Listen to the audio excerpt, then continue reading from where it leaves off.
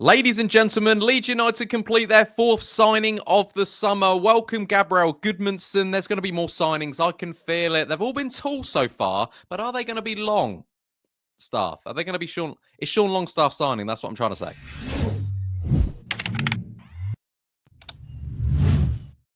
All right, guys, what's going on? My name is Ollie Ward. Welcome back to the Ollie Ward channel. Hope you've all had a fantastic Tuesday and you're ready for the latest Leeds United transfer news. Before we do get into it, be sure to smash that like button. You guys have been smashing 500 likes on pretty much every video, so don't let me down, okay? Do it again. If you're new around here, also subscribe. We've hit 20,400. Thank you so much. If you're new around here, subscribe. Let's try and get to 20,500 ASAP. And to all the new subscribers, hello, stick around. I love you. And today I want you to comment, out of the four signings we've made so far, which one are you most looking forward to seeing on the pitch? I'm really looking forward to seeing Gabriel Gudmundsson. Let me know yours in the comments down below. Without further ado, let's get into the latest Leeds United transfer news and rumours. Let's start with it. It's the evening news. I know so much goes on in the day, but I'm working. I can't see it all the time. So this is for your evening news, the evening wrap-up, I should be calling this. So about an hour ago, Gabriel Gudmundsson officially signed for Leeds United. He is the fourth signing of the summer. He's cost Leeds £10 million for the Lille left-back. He's coming in, obviously, to be the first-team left-back. Junior Firpo leaves. We bring in a first-team left-back a few weeks later. I like to see that. 26-year-old signs a deal until 2029. He's got more than 100 appearances in the French League, 13 Champions League appearances too. He's 5'11", so it's not tiny. He doesn't break into the 6-foot bracket like half the giants we've signed, but either way, not tiny at all. Lille fans have been complimenting Gudmundsson and saying goodbye to him. They're saying he's one of the hardest working players they've watched. Known for his hard work, what he lacks in talent, he makes up for his running, his hard work, and that's all you want for a player. That's all you definitely want from a player who plays for Leeds United.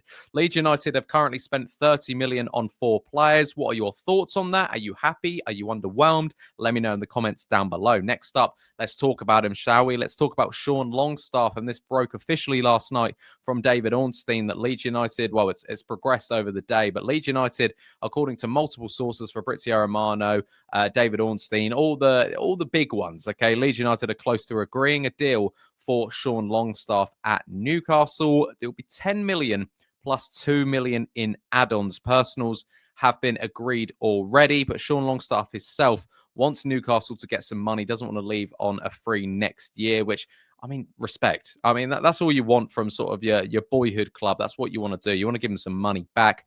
And talks have been going on for a while, but should be all agreed soon.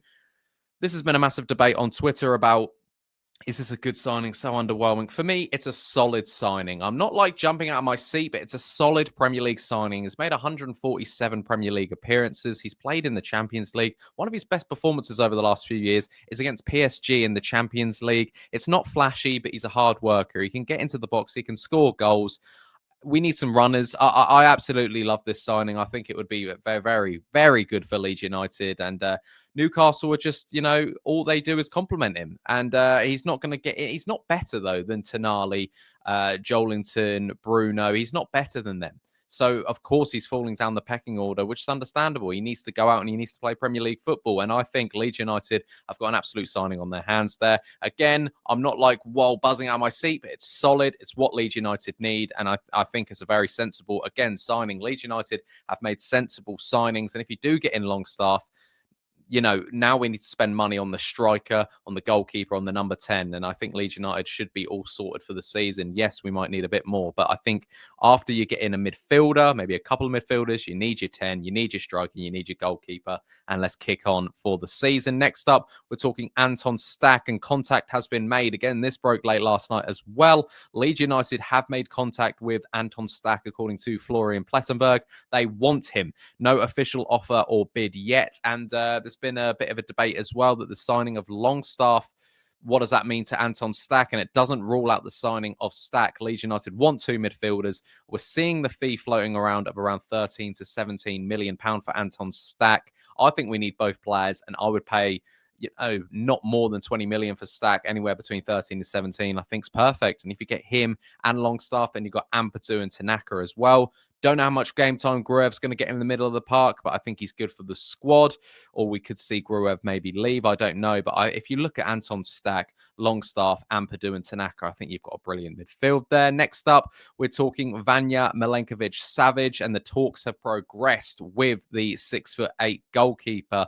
And but the only thing is, he's got plenty of interest from other clubs. He will most likely be leaving Torino, but the thing is, the player is unlikely to join Leeds.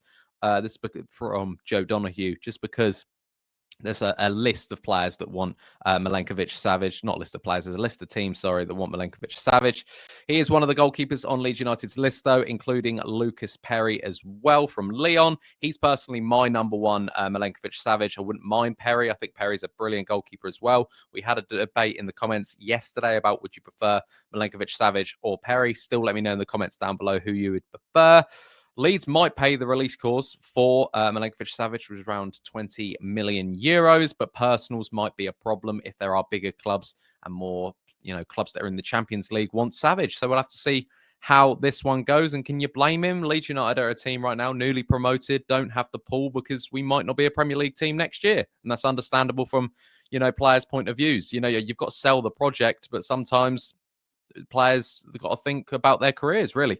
Next up, we're talking Nick Pope, and he will be staying at Newcastle. I read this today from David Ornstein. Rumours that Leeds like Nick Pope. Obviously, we know this from the summer. This has been an ongoing one. And despite James Trafford signing, Nick Pope wants to stay. Newcastle want the 33-year-old to stay as well. So for now, we can rule this goalkeeping option out. He's probably on the Leeds list. But if we're looking at options, I think it will be most likely Savic or Perri to come into Leeds United if we can get them signed. And again, I just said David Ornstein there. I'm not actually 100% sure if it was him, but it does look like Nick Pope will be staying at Newcastle despite the signing of James Trafford. And last but not least, Sam Byram is close to extending his stay at Leeds United for a third season. This is according to Joe Donahue.